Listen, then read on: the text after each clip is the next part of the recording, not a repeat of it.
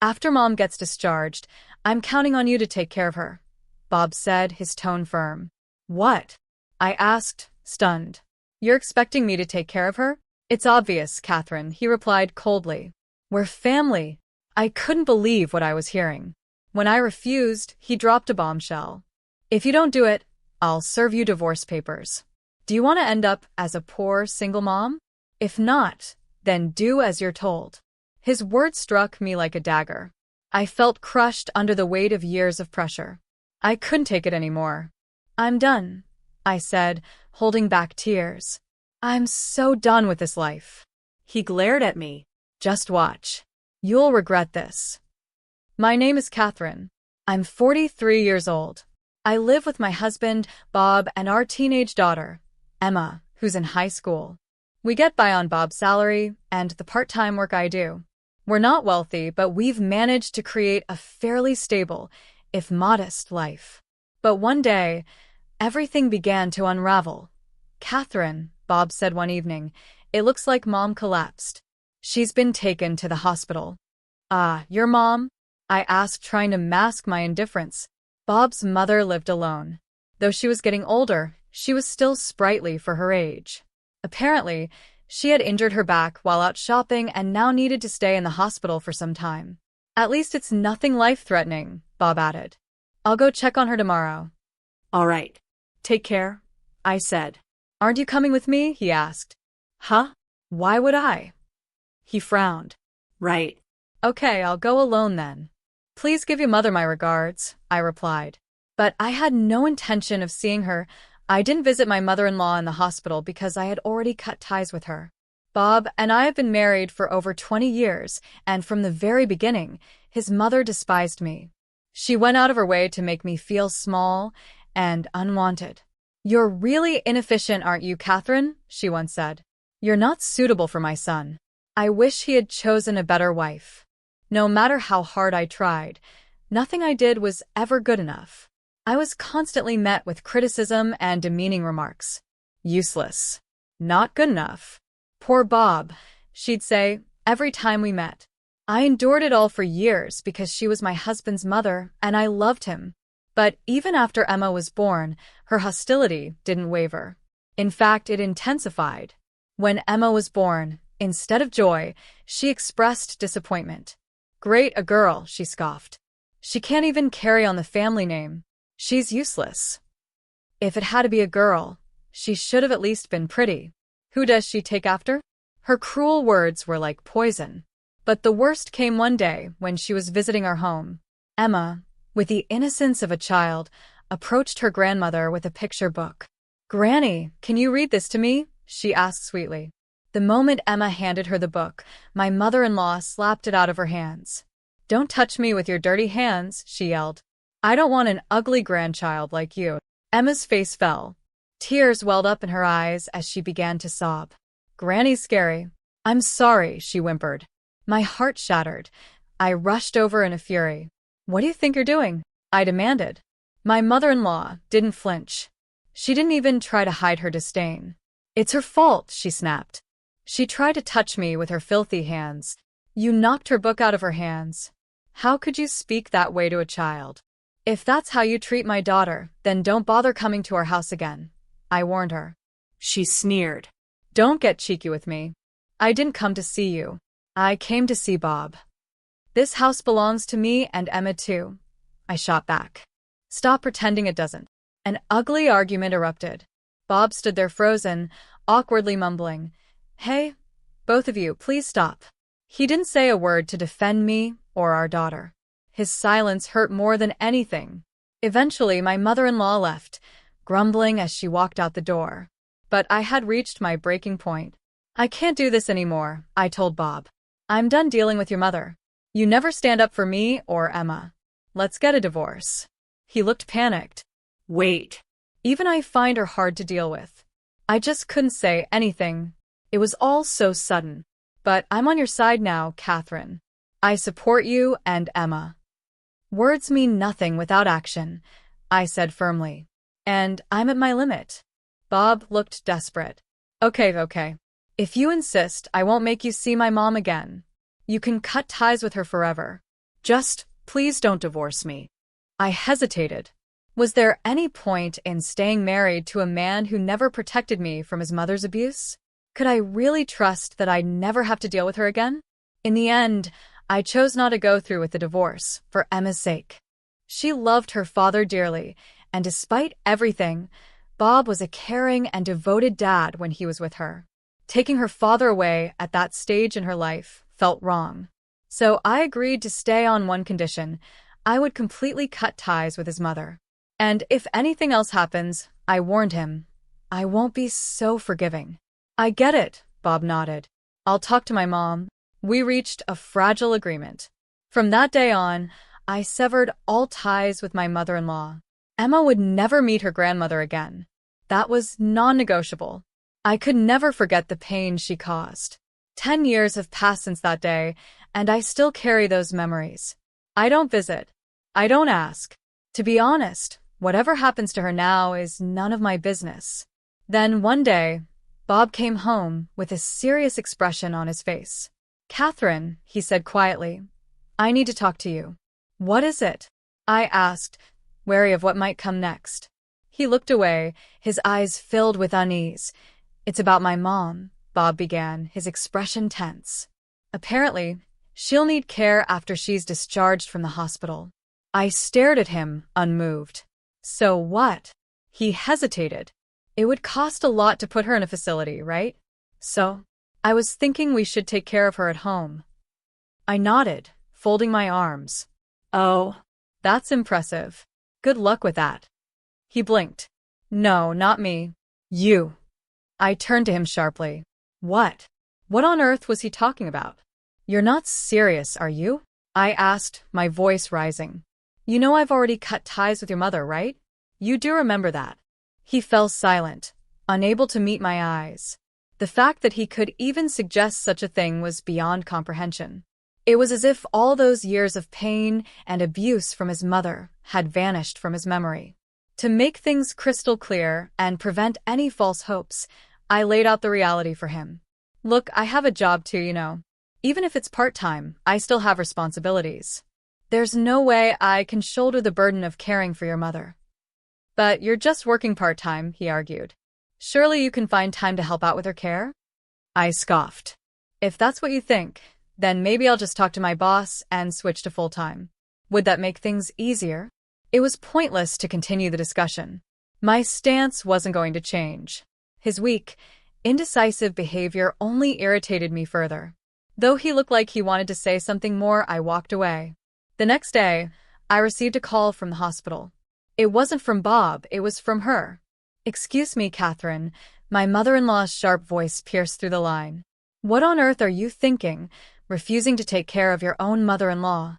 Yes, I replied calmly. I did refuse. Is there a problem? Her voice rose into a screech. You insolent little. How dare you? I absolutely will not tolerate this refusal. Remaining calm, I considered hanging up on her right then and there. This conversation was a waste of my time.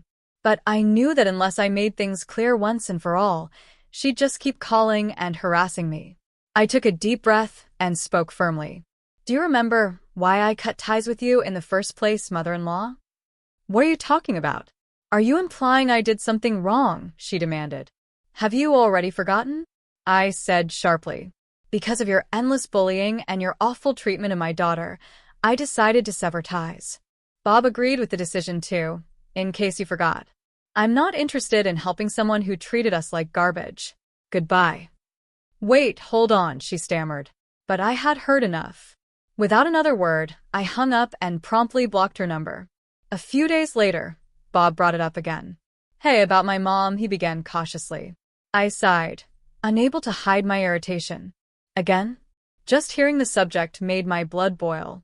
Just so we're clear, I said, I have absolutely no sympathy for your mother. I've told you multiple times, I'm not going to take care of her, no matter what happens. Got it? To my surprise, Bob, usually passive and hesitant, snapped back without hesitation. No. You're going to take care of my mom. Count on it. I stared at him, stunned. What did you just say? Was he serious? Had he forgotten everything? I've told you over and over that I want nothing to do with your mother, I said. Are you like a goldfish, forgetting everything after 3 steps? His response? Count on it. That was not the answer I needed to hear. I fired back, without holding back. I said I won't provide care. What part of that don't you understand? But today, Bob was different. He didn't back down. No matter how much I argued, he just kept pressing the issue. My mind drifted to the recent phone call with his mother. She must have lit a fire under him. Maybe she guilt-tripped him or made threats, who knows? But it was clear she had gotten to him. Anyway, he continued, you're going to take care of my mom. It's obvious. We're family, remember? It was your idea to cut ties before, not mine. That was then, I snapped. And your mom is the reason we're in this situation in the first place. She's weak now, so what? From what I heard on the phone, she sounded very lively. Bob ignored my sarcasm and pushed further. She's not the same after hospitalization. She's frail now. You're being childish. Childish. I repeated, flabbergasted. Me? I couldn't believe what I was hearing.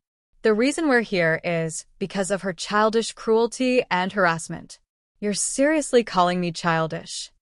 Even though he continued to press, I stood firm. Look, I've said it before, and I'll say it again. I can't do this. If it's that important to you, then you take care of her. Bob didn't respond. Instead, he reached into his bag and pulled out a sheet of paper. Silently, he handed it to me. I looked down. What's this? Can't you tell? He said coldly. It's a divorce form. My eyes widened. I was stunned into silence. A completed divorce form. Just like that. If you don't want a divorce, he said without emotion, take care of my mom. I could hardly believe what I was hearing. He continued, twisting the knife further. You'd be in trouble if we divorced now, wouldn't you? Emma's going to be a college student next year. You're just a part-timer. You wouldn't be able to survive on your own. I stared at him, my heart pounding. So if you don't want that, he added coldly, just do as you're told. A man who couldn't even consider my feelings. A man who used our daughter as leverage to threaten me. There was no way I could remain married to someone like that. It was simply impossible. The moment that truth sank in, something inside me shifted. Whatever love I had for Bob evaporated in an instant. This is the end, I thought. I'm done. Hey, are you even listening to me? He snapped. You were all fired up just a minute ago. Now that divorce is actually on the table, are you scared? He looked down at me, sneering, almost mocking. But before I could reply, our daughter, Emma, stepped into the room, no doubt drawn by the sound of our raised voices. Hey, she said, concern written all over her face. What's going on? I heard yelling. That was when Bob did the unthinkable. He dragged her into it too. Oh, perfect timing, he said, turning to her. You'll be helping with your grandmother's care, too. Emma blinked, stunned. What? Why me? It's obvious, isn't it? She's your beloved grandma. You can at least help out with her caregiving. I couldn't believe it. He was actually trying to dump his mother's care onto our daughter, without even discussing it first. My blood boiled. Without a second thought, I picked up the pen and signed the divorce papers. What are you doing, Catherine? He exclaimed. Isn't it obvious? I said coldly. I'm signing the divorce papers. I'll submit them today. He must not have expected me to go through with it, because panic instantly spread across his face. Hey, enough already. Did you even listen to me? You'll be the one who suffers if we get divorced. I don't care, I said calmly. Compared to the misery of staying with you, any hardship seems bearable. I held the divorce papers tightly, my resolve unwavering. But then Bob dropped one final threat. If we go through with this, he warned, you'll have to give up Emma. I'm warning you, I'll get custody. You'll never see her again. So arrogant. So entitled. He actually believed that just because he earned more, he was automatically superior to me. How pathetic. Even if we get divorced, I said firmly, I will never give up my daughter. I'll do whatever it takes to raise her. I'll fight for custody and I will win. He scoffed. Shut up. Given our financial situation, it's obvious I'll get custody. You're just a part-timer. Say goodbye to your daughter. At that moment, Emma, who had been quietly listening, spoke up. What are you talking about? Emma said, stepping forward. I'm going with Mom. Huh? Bob stuttered, his smug demeanor crumbling. What are you saying? He stammered. If you go with your mother, you'll only face hardship. I don't care, Emma said without hesitation. It's better than being with you, Dad. I don't want to take care of Grandma. Not now, not ever. Her words hit him like a punch to the gut. My daughter hasn't forgotten, I realized. She still remembers the way his mother bullied me and her. I hate Grandma for what she did to Mom, Emma declared. And I'm disgusted with you, Dad. You never stood up for her. You just let it happen. I don't care about the money. I'm going to live with Mom. Emotions surged through me. Gratitude, pride, heartbreak all at once. I had hoped she'd want to come with me, but I hadn't expected her to speak with such clarity, such conviction. Bob looked completely lost, his face pale. Wait, just a second, he said, his voice trembling. If you both leave, then who's going to take care of the house? Who's going to look after Mom? Emma raised an eyebrow and smirked. Why don't you do it, Dad? You can take care of Grandma, do all the chores, and go to work, just like you expected Mom to do. That's impossible. I have a job, you know, he cried. So does Mom, Emma snapped. She worked part-time, did all the housework, and you still expected her to care for Grandma too? You're expecting others to do what you won't. That's selfish. And ridiculous.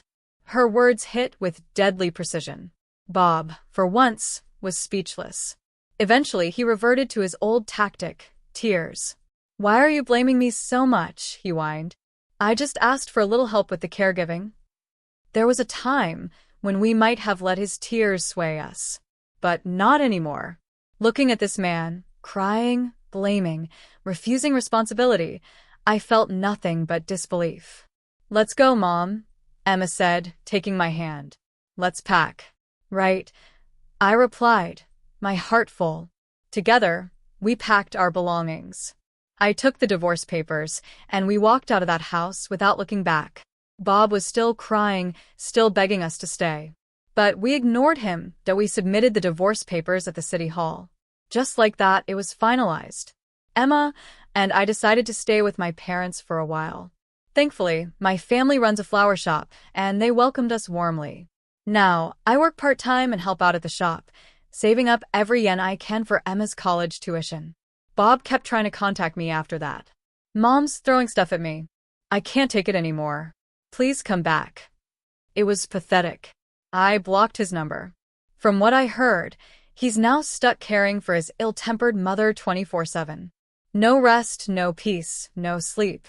And, of course, his company reduced his hours and his pay. Reality must have hit him hard. Maybe now he regrets not putting his mother into a care facility. But it's too late. Oddly enough, thanks to all the chaos he stirred up over caregiving, I now find myself living peaceful days with my daughter. We laugh. We support each other. We're rebuilding. There's still uncertainty, and some days are harder than others, but we're free. We're together. And for that, I'm grateful. In fact, I suppose I should thank him, just a little, for making such a fuss. If he hadn't, I might never have had the courage to walk away. From now on, I'll live each day in cooperation with the people who truly matter, my cherished family. Please feel free to comment below if you like this. Remember to like and subscribers for more.